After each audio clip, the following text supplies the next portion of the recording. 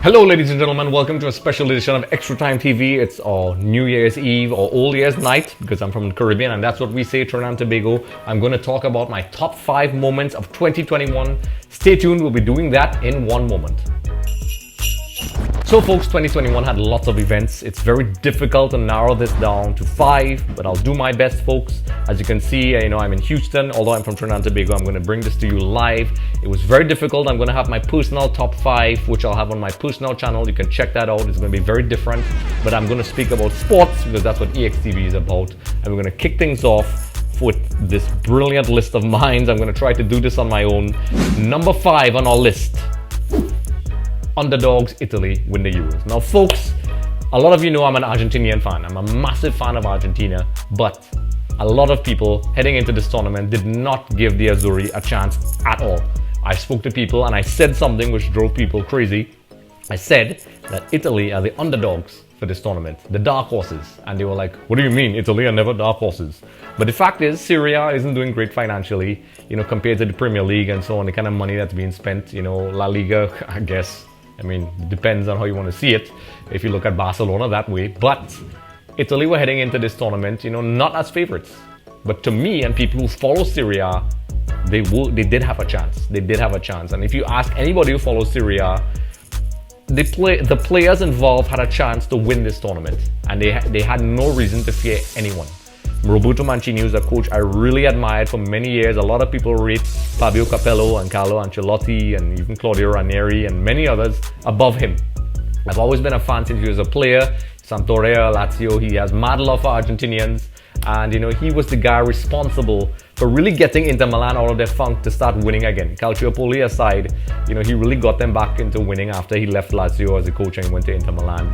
So, I really have a special connection with Roberto Mancini. This is a guy, when he left Inter Milan, went to Manchester City, and a lot of people was like, why did they hire him? But he was responsible for turning Manchester City around just like Inter Milan, and I loved it. A lot of people forget that. Before Pep Guardiola was there and Pellegrini and those guys, Mancini, or however you want to pronounce it, was a guy with that famous Sergio Aguero moment that turned things around. He had that feistiness a lot of people didn't like, but he was responsible for getting that first title, which would be the first of many folks. And that's why I love Roberto Mancini, and that's why I was very happy when he won this title. And seeing these guys win it with Bonucci and these guys, Italy shows a lot of character, folks. This is a team that a lot of things were going wrong for them. The Serie A is at an all-time low and they seem to rise, and it reminded me of 2006 when they had the Calciopoli. Things were really bad, people wrote them off, and I think they never really recovered since. I totally think that teams like Juventus, and they were supposed to go down, but that's okay. Eventually, in the end, they won the World Cup. And Italy is a team, I feel really sorry for Italian fans of the Azzurri, because they have really high highs and really low lows. That's crazy. They won the World Cup and then got knocked out in the first round. But when they do well, they really do well. And they seem to perform best when their backs are against the wall. And it seems like the favorite star doesn't really work for them. That's a whole other story. But they got into this tournament. You had players like Donnarumma, Chiellini, Bonucci. You had... why are the names eluding me right now? But this team was a compact team. Insigne and so on. Belotti, it was a team that I really think individually Mancini got this team to work together as a team, and they started very strong and they ended very strong, sending the 3 Lions home, and they defeated England at home. The stage was set for England to win, folks. The fixtures were kind, they got to the final, and really Italy was probably their first real challenge. They played Germany that was just whack. Müller doing a Gonzalo Higuain, missing the goal completely. But they really didn't have any challenge outside of Germany that was lost. And, to defeat a team that is built on the most expensive league in the world with the most expensive players, it once again shows that Serie A, even at its lowest financially, can still achieve international titles and greatness. And it's a testament to the fact that if they did have money, who knows, folks. So they still are doing certain things right. It's not perfect. Serie A is not in great shape. But that was an amazing moment, folks, to see Mancini win. I was very happy as a fan of Serie A, a fan of Mancini, to see them win. And to me, that was a worthy number 5 to start off my list. Seeing the Azzurri win the Euros was brilliant for me.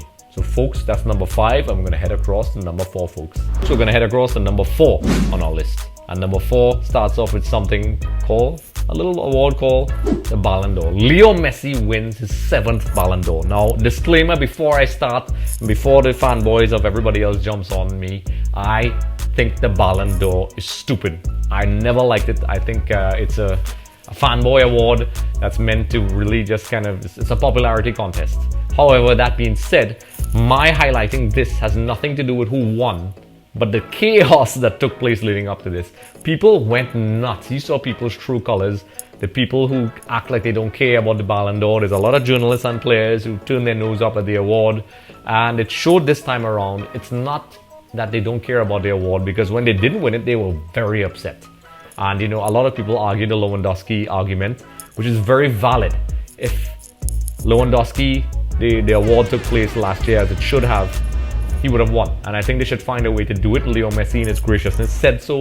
But the fanboys went nuts. Everybody started saying things, tweets, Cristiano Ronaldo, all these guys showed their petty side, folks. They showed how unhappy they were. The criteria is always changing for the Ballon d'Or, which I think is really stupid. You know, a lot of people are saying Lewandowski should have won this year because of his goal scoring form. Yet there were years before that Leo Messi was the top scorer.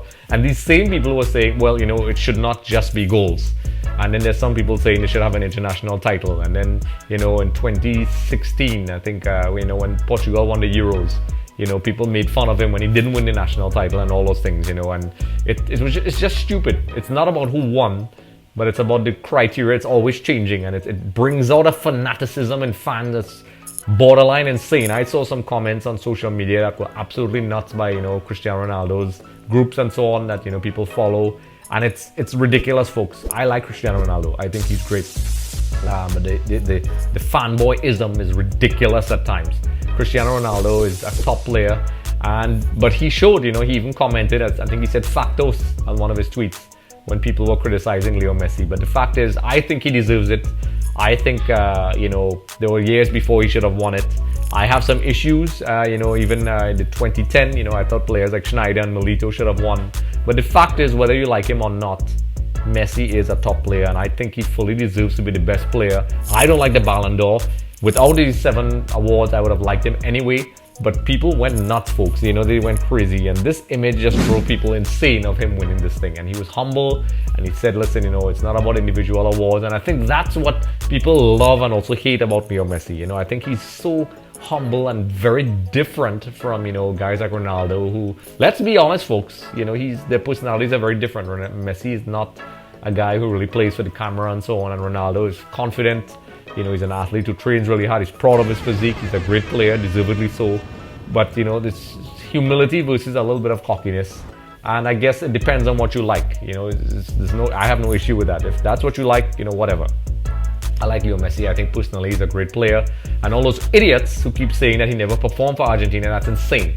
We'll get to that. A lot of people said he never performed for his country. Until now, he has always performed. There were a couple times, yes, he struggled a bit. But generally, after maybe the 2010 World Cup, he always performed, even for the Copa Americas when he was second fiddle to Riquelme and so on. He showed his individual brilliance. But, you know, Messi winning this Ballon d'Or, I think he fully deserves it. I can't see anybody catching him, and it's very possible, folks, that he may be able to win maybe one more. He's on a mission, folks. He wants to win that World Cup, and I think he wants to prove something with PSG. And, you know, you could see that, you know, he's more relaxed, and, you know, who could say, who's to put it past Leo Messi for winning it? You know, at his age, a lot of people forget that to consistently perform at a high level for so many years hasn't been done before.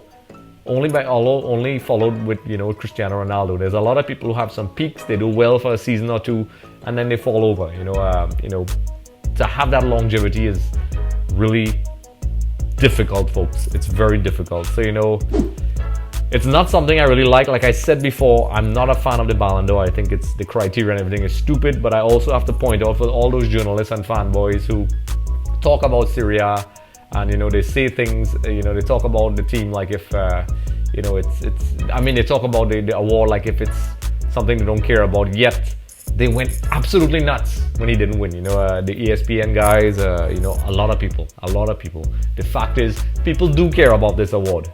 And, you know, whether they like to admit it or not and turn their nose up, It's something that raises conversations, and from a marketing perspective, it's always going to be there. So it's not going to go away, folks, whether you like it or not. I personally think even without the Ballon d'Or, Leo Messi deserves to win. So, folks, that's my number 4 on my list, and I'm going to head over to number 3. So let's do that, folks. So, folks, we're going to head across to number 3 on our list. It's something that's very special to me, and before I really get into it, I'm just going to say that this happened to me at a very crucial point in my life personally and, health-wise. It changed my life, folks, and, I'll explain why when I get into this. So this is something that's very personal to me, and it's going to be shocking that this is still not even number 1, but the TKR documentary release.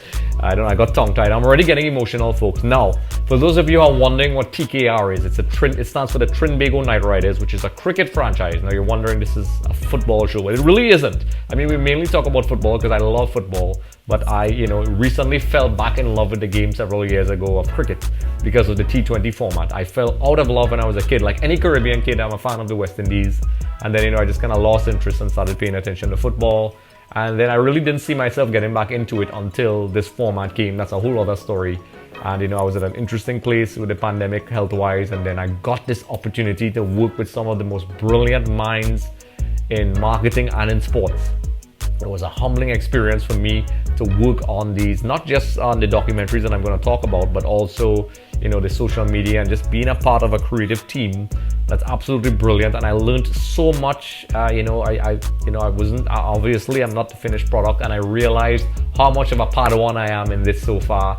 And I was very humbled about how much I learned from these guys, from not just the players who were brilliant, by the way, the coaching staff behind the scenes, Colin Board, who's the manager of the team, Paul, everybody, the media team, which is Achint, Man, Himanish, Anand, and these guys, brilliant, absolutely brilliant. Forgive me if I didn't mention everybody, but there's a lot of emotion in this one, folks, because I really enjoyed and learned a lot from this group of people. The Knight Riders franchise, if you don't know, is owned by Shah Rukh Khan, who's a Bollywood superstar, folks.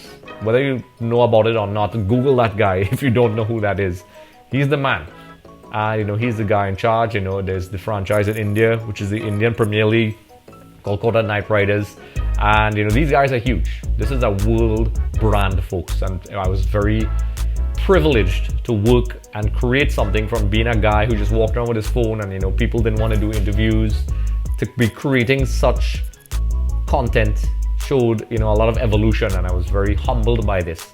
And just to emphasize that it came out this year, the response was great, and if you want to check it out, I'll put links below in in the comment section. So one of the first ones was the Invincibles that came out recently, which it documented their undefeated season. They are the best team in the CPL, folks, which stands for the Caribbean Premier League in the Caribbean. There's a Canadian Premier League, which is football, but this is Canadian, and this is one of them. We are the Invincible. We are TKR, the Invincibles. I'm already stuttering already, and it's really amazing. And then there's another one here, right? Champions in a Bubble, and to see this from the conceptual process to the execution to people seeing it and the response was wonderful. And it was heartwarming to see people from all over the planet really enjoy this, and to take my work and my crew to the next level.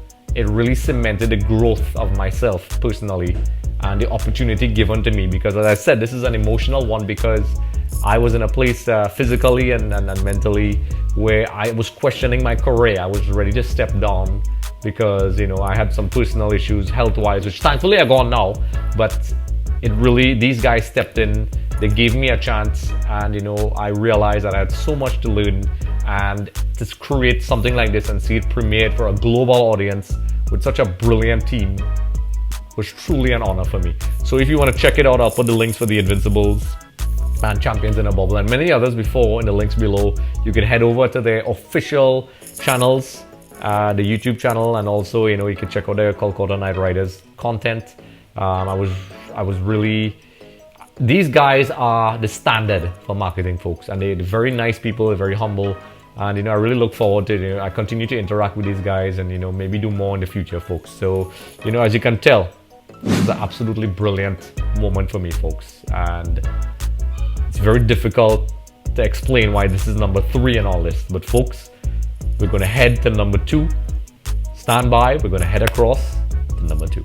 So ladies and gentlemen, we're going to head over to number 2 on our list. And this is very interesting, and this list is insane, folks, but these things are worthy of number 1s. This was a very difficult list, but obviously Inter Milan winning the Scudetto for the first time since 2010, folks. Since Jose Mourinho, the special one, won the treble, made us all emotional. Any Nerazzurri fan would be emotional when you speak about this, but little did we know that it was going to be a long time and a very tedious and difficult road for us to go through until we got this title once again. And folks, it was difficult for many years. We lost our way. Many coaches came by. There were so many coaches that even I forgot sometimes who was there. There were so many. Somebody asked me a question once on a show and there were so many people on the list. It was quite difficult. But eventually, Antonio Conte and his men were able to create that amazing moment with Inter Milan to get that Scudetto, which eluded Inter Milan. And it honestly looked for a while that was not going to happen. Financially, Inter were hit, and eventually Tohiro came in, and then he stepped out, and Suning came in. And financially, and a lot of people don't understand that it's right now, which I'll talk about, Suning, they spend a lot of money in Inter Milan and boosted their profile internationally, and a lot of people said they're terrible, but that's not true. Their inability to spend money has nothing to do with them. It's something that was implemented by the Chinese country, where in terms of their revenue and so on, where it was vastly limited, and they won the Scudetto. They broke that hurdle, and Antonio Conte did what Roberto Mancini did years ago, which was really break that jinx. Inter Milan really looked like they were in trouble, and they managed to put together a team with Lukaku, Hakimi, Eriksen, and these guys, Arturo Vidal, Lautaro Martinez, a young Bastoni, De Vrij, Skriniar. These players are brilliant, and they managed to break Juventus, which honestly Juventus looked like they were never going to come off that perch, and it was frustrating because it looked like they were always going to win no matter what. They were cruising, and Inter Milan comes along and does this. It was absolutely brilliant, made my year. And now yes, a lot of people saying financially when they won the Scudetto that things were going to go off a little bit. However, the loss of Lukaku going to Chelsea, which pissed off a lot of Inter Milan fans, myself included, but I understand financially they needed to let players go. I was actually hoping Lukaku would go and others would. I understand why they had to sell players. I actually thought he would have stayed, maybe offloaded some of the other players, but he left. Hakimi, huge loss for us due to the financial constraints. Eriksen, tragically, with his cardiac issue, which is very scary and something I can really relate to. Inter took a major hit, folks. They took a major hit, and yet Inzaghi came on board. We got Dzeko, we got Dumfries. I'm pronouncing him wrong, but these guys came in, and Inter Milan are playing more attacking football. They're on top Serie A. They look like a really strong team, folks, and it really looks like unless Inter Milan does what they do, because they are their own worst enemies, it looks like Inter Milan are probably in a good position to maybe go on and win a Scudetto. They are the team to beat in Serie A, and the only enemies are themselves. And it's been a long time where you can say this, where Inter Milan, have a strong team, and even with the financial troubles, the guys behind the scenes, Morata and those guys, were able to construct a team that's still very strong, and hopefully they don't have that Christmas curse. We're heading into 2022. They can continue. They're in the Champions League. Hopefully they can manage it, but things look bright for Inter Milan for once. There's a potential new buyer is rumored in the background. We'll see how that goes. I don't know about that, but listen, this was a wonderful moment, and the fact that it's not number 1 should be raising eyebrows, folks, like Ancelotti and his famous eyebrow. Why this is not number 1, and there's a good reason, folks, but this is definitely a worthy number 2 and a beautiful moment for me as a fan of the Nerazzurri. I would have worn my Inter Milan jersey if I could, but I'm trying to be formal because it's New Year's Eve, and that was definitely a worthy number 2 on my list. And we're going to head over, folks, to number 1 in one moment. So, folks, before we head into number 1, we have some notable mentions, very worthy of our list. It was very difficult to compile this list. There were so many things, and these would shock you, but they are definitely worthy of notable mention. Number 1. Leo Messi heading to PSG. Come on, that was newsworthy. The fanfare, the fanaticism, the craziness involved, reminded me of what I heard about the Beatles back in the day. That's all everybody was talking about. It was insane. Everybody wanted a piece of Messi. Nobody thought it would ever happen. Cristiano Ronaldo heading back to Manchester United. You know, it's tough football romantics, especially fans of Cristiano Ronaldo would love. Also, Trinidad and Tobago, which is the country I'm from, its football is in utter chaos, mismanaged for years by many people who should be out. Our football was in utter chaos, run by people who don't know what they're doing. It's now being handled by a normalization committee that's responsible for bringing us back, but our football is at its lowest. Yet somehow we managed to get a draw against Tata Martino, a favorite coach of mine, in the Gold Cup against Mexico, and we also did well leading up to that with our qualification, getting us there with players who were not playing any professional football, who will not be able to train like they should, and also the fact that, you know, there was no competitive football, as I said before, and it was just bad. It was very difficult. You know, there's no money. The TTFA owes people lots of money. Yet somehow we managed to do okay. So, you know, all these things and then some were worthy. So folks, you know, we're going to head into number one. I'm going to do the drum roll because, you know, it's a worthy thing. Our number one, and before I say the topic, I'll do a drum roll.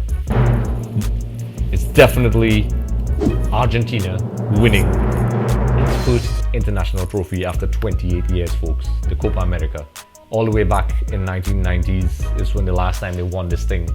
Folks, it is no secret that Argentina is my favorite team. Anybody who knows me knows I fell in love with this team at a very young age. I love the passion, I love the way they play, I love how they try to play football, I love how they can be beautiful, and I also love how they can be strong and brutal if they have to. And I love that. It epitomizes everything I like. There's a passion about the culture, and you feel it with the players of this team. And folks, for those of you who don't know, I went through a lot of heartache with Argentina.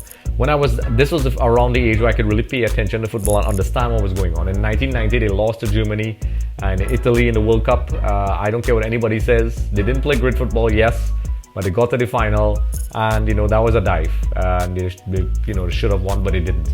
Heartbreak number one. Now we're speaking about finals because there's a lot of other tournaments in between. In 1997, I believe in the Olympics, they got to the final, lost. I think Claudio Piojo Lopez and Crespo was on that team. Heartbreak. I was like, okay, eventually they're gonna get it. The Copa America 2004 under Marcelo Bielsa, brilliant football. They just scorched the final, and in some bizarre voodoo-like way, they lost to Brazil. Check that out, folks. You'll see what I'm talking about. Argentina should have won that. It's just crazy. It's crazy how they lost that game. Let me know what you think about that. Then the Confederations Cup in 2004. I was like, okay, they're going to get that international trophy and, you know, break that hoodoo. They had a brilliant team. They got to the final and lost to Brazil 4-1 with Adriano scoring an insane goal against Lux of Argentina. I think he was the goalkeeper at the time. And they were a strong team. So, you know, even though Brazil is always strong, the fact that they won, you know, in such a manner was just shocking to me and shocked everybody. Riquelme was there and those guys. It was just weird. It was really weird. Then I think the 2008 Copa America in Venezuela, once again Coco Basile taking a very strong Argentinian team with young Messi, Crespo, Veron, Riquelme, Ayala, Zanetti, just to name a few. They got to the final playing beautiful football and once again lost in the most bizarre way. There were insane amounts of fouls. They conceded an own goal. It just, everything went wrong for them and everything went right for Brazil. They lost. And then the World Cup 2014 final, that was really hurtful. You know, they had the chances from, everybody speaks about Higuain, but Leo Messi and Palacio had some. Somebody else had, I can't remember right now. There should have been a red card. I can't remember who the guy was for Germany. They should have won. They should have won. Germany got one proper chance in the end, and they won. Heartbreak. Copa America 2015, lost in the shootouts. Copa America 2016, lost in the shootout to Chile twice. That was brutal, folks. That could break any Argentinian's fan, you know, spirit. It really was tough to take in. And for all you idiots who keep saying that Messi doesn't perform for Argentina, in all those tournaments he got lots of assists, chance creations, goals. Yes, I think 2010, you know, but that wasn't a tournament they got to the final. But he single-handedly carried those teams. And yes, I hate that term because Argentina has good players. And he scored a lot of goals, he got a lot of assists, a lot of chance creations, and just to dismiss that he didn't have good tournaments is stupid. And you know, I'm a fan of Argentina first before Leo Messi, and a lot of people are saying, well, you know, Messi, that's it, Argentina is never going to win again. That's rubbish. They've always created great players, but it was difficult to see with all these great players that they weren't winning. And, a lot of teams are just lucky to get the finals. They were getting the finals, they were playing well, and they just couldn't get over that hurdle, folks. And it was very traumatic. And, it was difficult for people to see. They said if Messi eventually retires, Argentina has no chance, which is not true. They had players before. Riquelme, Varane, every time they said that, they always had a player to step up. Folks, if you don't remember, when Riquelme stepped down, a lot of people said that's it for Argentina, which is moronic for anybody who follows Argentina. They've always managed to create players. They've managed to stem that crisis with their football association. And of course, in truly brilliant fashion, they were able to finally lift that trophy in 2021 after that 2019 Copa America that was really shambolic where the officiating was concerned. Messi spoke about it. They tried to ban him. The officiating was horrible in this tournament. Argentina had everything stacked against them. It was not easy. And to get that victory in Brazil the way they did is historical. It's almost poetic that, Messi won it. When he dropped his knees, every Argentinian fan got emotional. I know this. I spoke to my cousin and everybody I knew all over the planet, Steve and John, these guys from Mundo and so on. We shared that victory. Finally did it, folks. They finally did it. Broke that curse that it really seemed at one point like it was never going to happen. And eventually in the end, they got that trophy. And folks, just to show you how, Messi transcends football, Brazil and Argentina are the biggest rivals. And the fact that the fans were wanting Messi and supporting Messi to win, which pissed off Neymar, shows, this guy breaks boundaries and transcends rivalries. People just wanted this guy to win, and he did it. And what was amazing is that while he did not have the greatest final, this time around his teammates really stepped up. They did. Paulo de los Celsos, Di Maria, who a lot of people wrote off. Otamendi is another player that a lot of people wrote off. And they had amazing tournaments, and they showed their leadership, and they rose to the occasion. And they really backed Messi up. Messi struggled. He went into the final with an injury from some brutal falls, and they finally won. There is no Argentinian fan that can talk about this without getting emotional. My paws still raised talking about this, folks. I don't know if you can see it on the camera. And it's an amazing moment for any Argentinian fan to see Messi finally lift that trophy. And there was lots of emotion, folks. You could see it on his face. He looks like a happy guy. If you go on his social media, he's happy. He looks like a happy guy, and he still has a couple things to prove. But you could see now, not just for Messi, but for Argentina, its players and fans, that weight is now off their backs. Will they win the next World Cup? I don't know. Maybe. A lot of people saying they're favorites. I don't know about that. But the fact is that they now head into this tournament with no longer having that, ugly shadow over their back. And it's once again gone. And it's definitely something that was worthy of number one on my list, folks. Argentina winning the Copa America is the pinnacle. I have never been happier. I totally enjoyed it. I have my Copa America jersey with the signatures and so on. Folks, if you want that, we could actually arrange that. I don't mean to plug myself, but if you want to get that, you could email us at extratimetvtt@gmail.com. We can have it sent to you wherever you are on the planet. If you guys can't get it yourself, and gals, we can get it for you. Folks, that was definitely a worthy number one. So folks, as you can see, this was a very difficult top 5 to do, folks. It was very, very, very mentally taxing to try to figure it out, but this was definitely the undisputed number one for me. Folks, let me know what you think in the comment section below about your top 5. What are the moments that you thought were great in 2021 football and sports in general? Not just football, it's different. I know there's differing opinions. You can let me know what you think. Let's talk about that. Let me know what you think in the comment section below. Don't forget to like, subscribe, follow us on Twitter, Instagram, Twitch, everywhere we do our streams and everything else. And most importantly, be sure to be safe, be healthy, and head into 2022 with a positive mindset. It's been challenging for us all. We try to create content, and I thank you all for supporting us on our journey and the growth and the evolution of Extra Time TV. Folks, whether you believe in vaccination or not, practice, hygienic, the hygienic methods that are required, which is washing your hands and just being safe. Protect yourself and your loved ones. It's going to be difficult, but we will grow. Life has changed, and we continue to try to create content to have everyone else engaged. Be sure to comment, let us know what you think. This is completely open. We'll have our streams and so on. So folks, once again, have a safe, healthy, prosperous 2022. This is Andrew Soklal of Extra Time TV. On behalf of everyone, thank you for checking out our top 5, and thank you for watching.